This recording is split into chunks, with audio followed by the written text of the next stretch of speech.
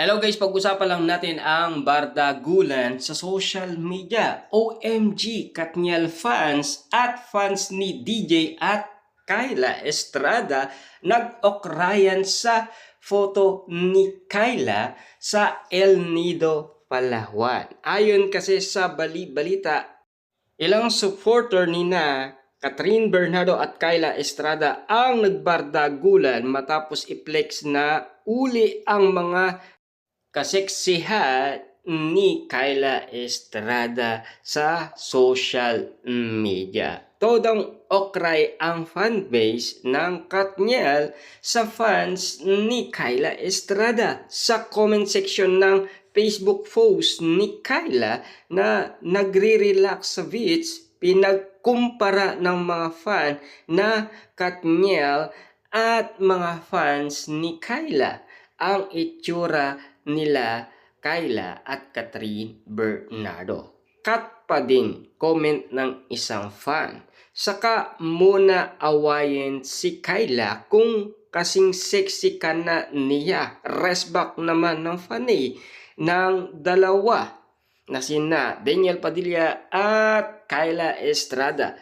Sexy mo naman, Miss Kyla. Tapos may DJ pa, maka-apil lang.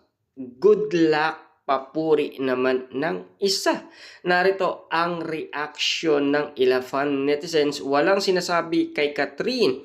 Matured na si DJ. Pinayagan mag-jowa. Good job.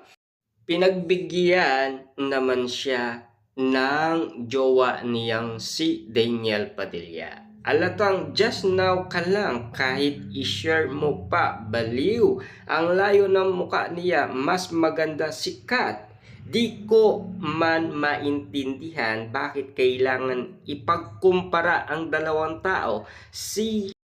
Pwede naman masaya na lang po tayo sa kanila. Ayon kasi sa ibang mga netizens. Kasi bardagulan nga naman kasi. Kinukumpara nga naman kasi ang bawat nangyayari. Na alam niyo naman siguro, noon ay pinipigilan ni Daniel Padilla si Catherine Bernardo. Pero bakit daw kay Kyla Estrada? Kasi nag-matured na si Daniel Padilla. Ibang Daniel Padilla na ang nakikita natin at lalong-lalo na pinag-uusapan sa social media na baka si Daniel Padilla pa ang susuko umano kay Daniel Padilla sa dami daw ng tato ni Kyla Estrada sa katawan, di ba? Baka daw hindi niya magawa yung nagawa niya kay Catherine Bernardo. Pero ang balita ni Christy Permin nagagawa ni Mayor Mart Alcala kay Catherine Bernardo yan.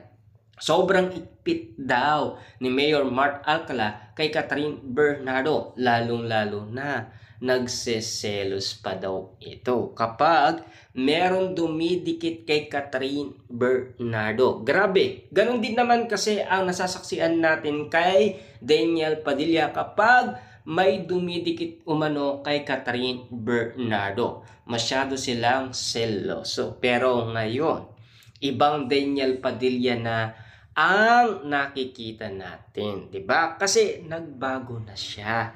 Lahat ng mga bagay na napag-usapan na noon 2023 ay binago na ni Daniel Padilla at lalong-lalo na bonggang-bongga ang acting niya sa Incognito na talagang binigay niya ang kanyang kakayahan na talagang 100% ika nga ni Daniel Padilla. Kaya nga naman nagkaroon siya ng award, 'di ba? Pambawi daw 'yan doon sa nakaraan na nakakuha din si Catherine Bernardo sa South Korea na international award din. Siyempre, noong 2023 yun, 'di ba? Kaya nga naman kitang-kita.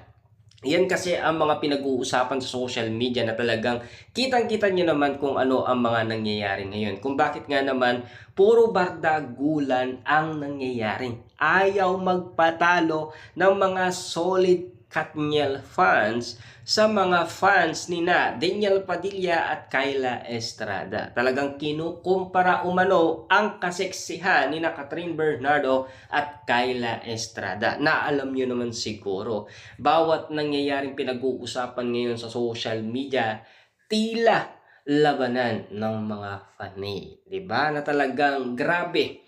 Kasi ang mga Katniel fans, gusto nilang magkaroon ng comeback ang Katniel. Lalong-lalo na kasi meron pa tayong inihintay na after forever na hindi pa nagagawa ni na Daniel Padilla at Catherine Bernardo. Kasi karamihan naman naghihintay doon sa mga pinag-usapan na. Siyempre, ayon kasi sa mga netizens noon, kapag natapos na ang solo movie ni na Daniel Padilla at Catherine Bernardo, magkakaroon daw ng comeback ang Katniel. Lalong-lalo na yung reunion project ng Katniel. Yan kasi ang mga napapag-usapan. Kaya nga naman kasi pinaglalaban. Lalong-lalo na last 2025, pinag-usapan muli sina Daniel Padilla at Catherine Bernardo. Lalong-lalo na yung collaboration project. Kasi inala nila noon. Kasi sa bali-balita ni Sian Gasa, nagkabalikan daw sina Catherine Bernardo at Daniel Padilla. Yun ang gusto kasi ni Daniel Padilla kay Catherine Bernardo, kaya nakapag-usap sila at nakapag-ayos sila. Alam natin na pinaglaban daw ni Catherine Bernardo si Daniel Padilla. Kaya nga naman kasi yung mga friends ni na Daniel Padilla at Catherine Bernardo, pinaglalaban nila si Daniel Padilla kay Alden Richard. Kaya nga ang usapin mukhang na-turn off ito. Kaya nga naman kasi parang tumigil na si Alden Richard. Kasi parang magiging okay muli sina Daniel Padilla at Catherine Bernardo. Kaso nga lang, hindi naman naging okay sa pamilyang Bernardo si Daniel Padilla. Kaya ito ang nangyari. Sumuko siya at nagmahal ng iba. At least, meron siyang nakitang tulad ni Kyla Estrada na talagang spotted na spotted lahat ng mga kiligan at galawan at bawat kilos nila. Talagang kinikilig nga naman kasi ang mga Dilul fans, lalong-lalo na mga netizens at mga sausawerang kapitbahay, lalong-lalo na ang mga marites na talagang tambay na tambay nga naman kasi sa social media na naghihintay ng bawat ganap ni na Daniel Padilla at Kyla Estrada, lalong-lalo na ang mga bardagulan ng mga fans nila. Grabe nga naman kasi hanggang ngayon kasi tila bangungot pa rin ang nangyayari kina Daniel Padilla at Catherine Bernardo. Na alam yun naman kasi parang tila nag-aabol pa itong si Catherine Bernardo kay Daniel Padilla. Dati si Daniel Padilla ang nag-aabol. Ngayon si Catherine Bernardo na. Tila nagbabago na ang sitwasyon. At least kinikilig pa rin si Catherine Bernardo.